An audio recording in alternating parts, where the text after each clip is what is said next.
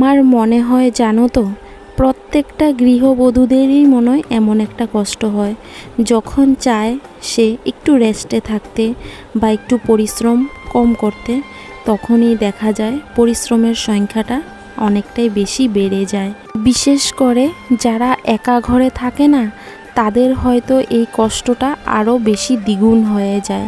যেমন ধরো, আমি সবসময় ভাবি এই পিরিয়ডসের সময়টাতে একটু রেস্টে থাকবো, কাজকর্ম কম করব, কেননা তখন দেখবে শরীরটাও ভালো লাগে না, শরীরের মধ্যে নানান রকমের যন্ত্রণা আদি, যেটা কাউকে বলাও যায় না। কিন্তু না চেয়েও দেখবে ঘরের সমস্ত কাজ তোমাকে করতেই হবে। কেউ যে তোমাকে দুমুঠো ভাত রান্না করে দেবে সেই মানুষটা পর্যন্ত থাকে না। এই যে আজকের এই দিনটাতে আমার কত কাজ, ঘরের কত কিছু ধোয়া পাকলা করতে হচ্ছে আমাকে, যেহেতু ছুঁয়াছানি পড়ে যায়। তোমাদের দাদা ভাই না খেয়ে চলে গেল কাজে, ডুগ্গুসোনা এখনও পর্যন্ত বসে আছে, মা কখন আসবে এসে রান্না করে আমাকে খাওয়া দেবে, এমন একটা পরিস্থিতি। তো আমি যতই হুড়স্থুল করে কাজ করি না কেন, কাজ করতে গেলে তো সময় লাগেই, ঠিক না? শেষ করে এই দিনটায়, যেদিনকার কি পরিষ্কার হব, সমস্ত কিছু ধোয়া পাকলা করব। তো এটা প্রত্যেক মাসেই আমার সঙ্গে হয়। এই 2-3টা দিন আমার ভীষণ কষ্ট হয়ে যায়।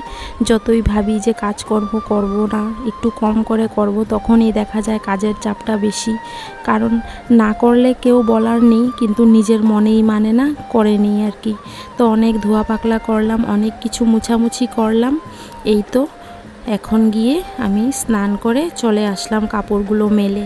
তো দেখো ডুগ্গুসোনা বসে আছে খাওয়ার জন্য, এদিকে ঘরে দুয়ারের অবস্থা নেই। আর এই যে দেখো, এই কয়দিন যেই কাপড় ধুয়েছি সমস্তটাই সামনের রুমে জমানো। তো যাই হোক, কাজকর্ম পরে করব, আগে চট করে সারাদিনের জন্য ভাত আর সোয়াবিন তরকারি বানিয়ে নিলাম। দেখলে তো ডুগ্গুসোনাকে ভাতটা দেওয়ার সঙ্গে সঙ্গে কতটাই না খুশি। কারণ কি, এখন 10টা বাজে, ছেলে আমার না খেয়ে বসে আছে। তো তবুও কিছু বলল না। সেও হয়তো কিছুটা তো বুঝতে পারে যে মায়ে পারছে না, মায়ে তো কাজে ব্যস্ত, সেও কিছু বলে না। কিন্তু আমি তো মা, আমার মন মানে নাই। তো তার জন্যই আগে রান্নাটা সেরে নিলাম। তো ছেলেকে ভাত দিয়ে দিলাম, এখন নিশ্চিন্ত। আর তোমাদের দাদাভাই তো চলেই গেছে, সে আর আস্তে আস্তে রাত্রেবেলা হয়তো বাইরে খাওয়া দাওয়া করে নেবে। যাই হোক, অনেক কথাবার্তা বলে ফেললাম, কিন্তু আমার পরিচয়টা এখনও পর্যন্ত তোমাদের কাছে দিলাম না। নমস্কার বন্ধুরা, রাধে রাধে, সুপ্রভাত। কেমন আছো তোমরা সবাই? আশা করি যে যেখান থেকেই দেখছো রাধারানীর অশেষ কৃপায় বেশ ভালো আছো। আমিও ভালো আছি। আমি পিঙ্কি, আমার নতুন আরও একটি ব্লগে তোমাদের সবাইকে স্বাগত। আমি আসাম হুজায়ে থাকি, একটা ছোট্ট গ্রামের সাধারণ গৃহবধূ। আমি আমার যাবতীয় কাজকর্মগুলোই তোমাদের কাছে শেয়ার করি। আশা করি তোমাদের কাছে ভালো লাগবে। আর যদি ভালো লেগে থাকে কোনো কারণবশত, তাহলে অবশ্যই একটা কমেন্ট করে যেও, কেননা তোমাদের কমেন্ট কিন্তু আমার কাছে একটা ওষুধের মতো। তোমরা যত কমেন্ট করো আমাকে সুন্দর সুন্দর, ততটাই আমি উৎসাহ পাই ভিডিও করতে গেলে। যারা আমার পুরনো বন্ধু আছো, তোমাদের কাছে তো আর কি বলবো, তোমরা যে আমাকে কতটা ভালোবাসা দাও সেটা হয়তো আমি প্রকাশ করে বলতে পারবো না। তোমাদেরকে অসংখ্য ধন্যবাদ। আর যারা আজকে প্রথম দেখছো আমার এই ভিডিওটা, তোমাদেরকেও রইল অনেক অনেক ভালোবাসা। আমার ভিডিওটা দেখো, যদি একটু হলেও তোমাদের কাছে ভালো লাগে তাহলে অবশ্যই আমার পাশে থেকো। কেননা ইউটিউবে এসেছি আমি অনেক স্বপ্ন নিয়ে। আমি মধ্যবিত্ত ঘরের বউ, আমার ছোট ছোট স্বপ্নগুলোকে যাতে আমি পূরণ করতে পারি, সেই আশা করেই কিন্তু আমি ইউটিউবে কাজ করছি। আর তোমাদের ভালোবাসা ছাড়া সেই স্বপ্নগুলো কিন্তু আমার স্বপ্নই রয়ে যাবে। আশা করি তোমরা আমার অবশ্যই পাশে থাকবে। তো দিনটা ছিল শনিবার, সকাল 8:30টার থেকে কিন্তু আমি আমার ব্লগটা স্টার্ট করলাম। আর এখন গিয়ে কিন্তু মোটামুটি 11টার মতো বেজে গেছে। এই গিয়ে আমি আমার পরিচয়টা দিলাম। তো যাই হোক, আশা করি তোমরা আমার শেষ পর্যন্ত পাশেই থাকবে। তো চলো এখন ব্লগ নিয়ে কথা বলি। ডুগ্গুসোনাকে টিউশনি পাঠিয়ে দিয়েছিলাম, তোমরা তো জানো আমি বলেছিলাম একটু আগে। তারপর গিয়ে সে আজকে খুব বেশি টাইম পড়া হলো না, 1 ঘন্টার মতো পড়ে চলে আসলো। তো আমি ডুগ্গু সোনাকে বললাম, বাবা তুমি যখন জলদি এসেই পড়েছো, চট করে স্নান করে ঠাকুরটা দিয়ে দাও। তো দেখো ডুগ্গু সোনা কিন্তু খুব সুন্দর করে টিপটপ করে ঠাকুর পুজো দিয়ে দিল। আমার মনটা কিন্তু ভীষণ খুশি, কেননা ঠাকুর কিন্তু রোজ দিনেই ডুগ্গু সোনা দিচ্ছে, যখন থেকে আর কি আমি দিতে পারছি না। সে পট করে সময় করে ঠাকুরটা দিয়ে দেয়, আর ঠাকুরটা দিয়ে দিলে না মনটা যেন ভীষণ একটা শান্তি বোধ হয়। কেননা আমরা তো যেমনই হোক খাওয়া দাওয়া করি, কিন্তু আমি যখন দিতে পারি না তখন বেশিরভাগ সময়ই কিন্তু ঠাকুর খাওয়া দাওয়া না করেই থাকে। তো এইবার দেখা গেল ডুগ্গু সোনা একদিনও মিস করলো না, ঠাকুর দিয়ে দিল রোজ দিনেই আর কি। সেটাতে আমি অনেকটাই খুশি। তো যাই হোক, এদিকে কিন্তু আমি বিছানাটা সুন্দর করে টিপটপ করে নিলাম, আর বেডশিট একটা নতুন ধোয়া পাতিয়ে দিলাম। আর এদিকে আমাদের বিছানার পাশেই জানো তো কয়েকটা ঠাকুরের ফটো ছিল।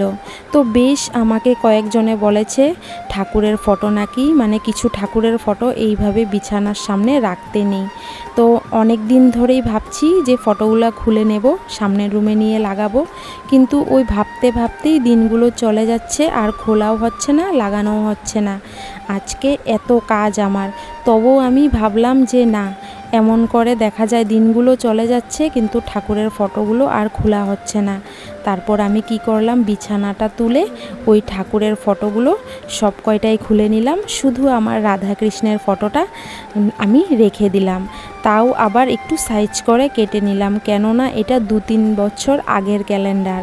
আর এই রাধাকৃষ্ণর ফটোটা আমার মনের মধ্যে এমন একটা জায়গা নিয়েছে না, আমি এই রাধাকৃষ্ণর ফটোটা কোনো জায়গায় সরাতে পারবো না।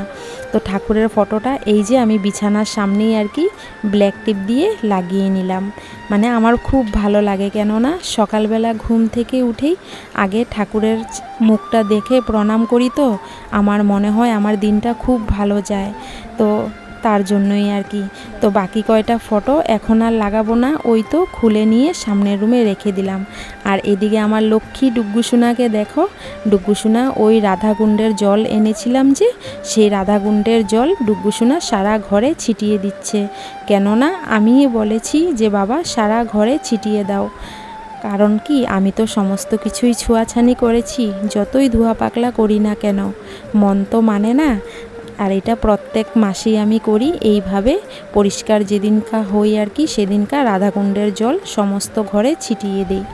তো যাই হোক, এদিকে অনেক যেহেতু কাপড় ধোয়া হয়ে গেছে আমার, তো তার মধ্যে পর্দাগুলোও ধুয়ে নিয়েছিলাম, তো পর্দাগুলো আগে লাগিয়ে নিলাম। আর এখন এই যে এই সমস্ত কাপড় কয়টা গুছিয়ে নিচ্ছি সুন্দর করে। এইগুলো কিন্তু আজকের ধোয়া কাপড় না, এগুলো আগের ধোয়া কাপড়, এই কয়দিন যেগুলো পরেছি বা যেগুলো ছোঁয়াছানি করেছি সমস্ত কয়টাই ধুয়ে নিলাম, কারণ এমনি রাখতে ভালো লাগে না। কত কাপড় এমন আছে সময় বিশেষ কিন্তু আমরা মন্দিরেও পরে যাই, ঠিক না?